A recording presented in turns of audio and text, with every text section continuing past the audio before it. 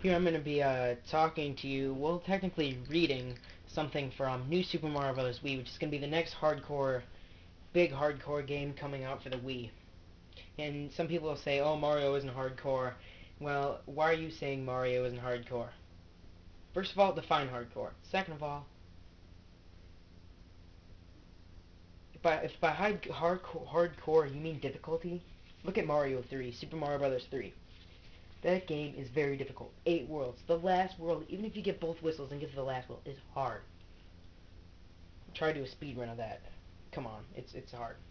Anyway, I won't read the thing about Wii Fit, even though Nintendo's philosophy on gaming is perfect. It's spot on. It's good. It's not based on graphics. It's based on a little bit of both. Gameplay created first, graphics completed second. Um, and that system really seems to work for their hardcore titles. And people who say the Wii is kiddish, you're stupid. Nintendo doesn't make the Wii kiddish. Other game makers make the Wii kiddish. Nintendo, if some company or some part of Nintendo made every game on the Wii would be a force to be it is a force to be reckoned with. So I'm going to read about this. So here we go. We're going to get started on this.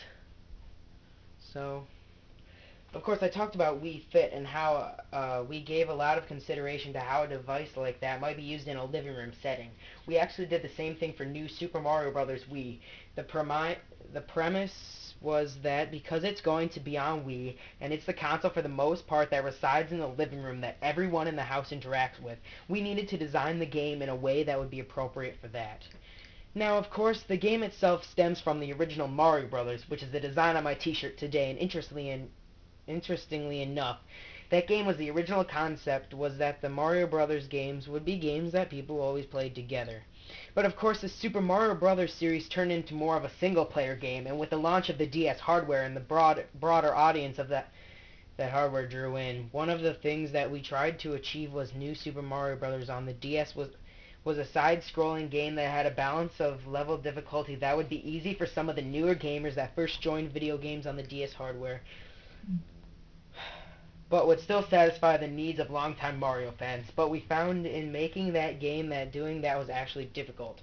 In fact, I remember at the roundtable at E3 this year, somebody asked, is New Super Mario Bros. Wii going to be as easy as Super Mario Bros. Was on DS? But I think what we've created this time is in fact pretty difficult. Of course, because it has multiplayer, it has some new facets in the sense that more advanced gamers can take care of novice players that might be playing with them and carry them through the level. We've also introduced a guide system that we'll be showing later in the presentation. We feel that this time around we've really managed to create a gameplay system that people at very different skill levels can easily play together and enjoy. At E3 we did a simple introduction of the features in New Super Mario Bros. Wii. So to do kind of a more detailed introduction to the game, it's a full Mario game with a complete story mode that starts at World 1 and goes to World 8. And you can play the story mode with single player all the way through from beginning to end, and at any point along the way you can add players from the world map and have up to 4 players cooperate to complete the levels. And beyond that, there are 2 dedicated multiplayer modes, one of which is free-for-all, which lets you select the stages from story mode in a menu-based system with images from each stage so that you can easily find the stage you like. And then there's also a coin battle mode, which is a competitive multiplayer mode in which you actually compete for points and you're getting ranked based on how many points you've collected. The free-for-all mode has kind of a similar feel to something like Mario Kart, where you just happen to have 4 people over and you want to sit down and play a quick match in your favorite level, and so you can use that to jump in.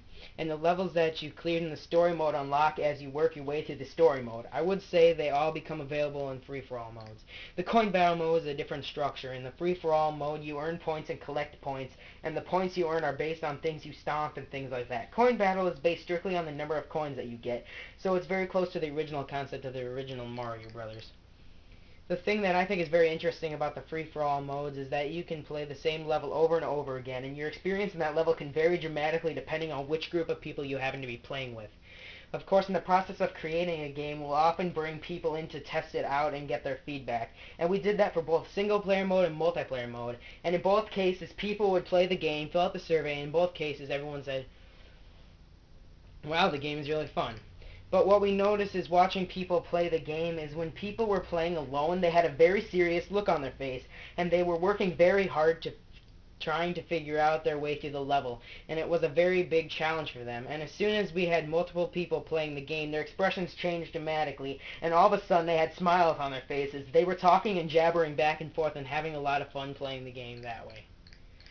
So we're about to go into World 1-4, similar to the system in Mario 3. Before we enter the world, you can use an item to power up the players. So here we're going to use the penguin suit because this is an underwater course, and the penguin suit is actually well suited to underwater levels. It helps you swim much easier. Here we have the ice flower. The penguin suit can also shoot ice balls. Both the ice flower and penguin suit create these ice blocks that float up along the top of the water and you then use as platforms. You can also use the ice blocks to get you to areas you couldn't otherwise reach. As you can see, the game's not easy, so we'll drop out of this level here. This was a very bad demo, so obviously you can see if you're very good at the game, you can play it on a very high skill level, and if you're not very good at the game, you give bad demos. Anyway, that's just the first part. I don't want to keep this one going too long because I don't want it to take forever to upload. Peace out!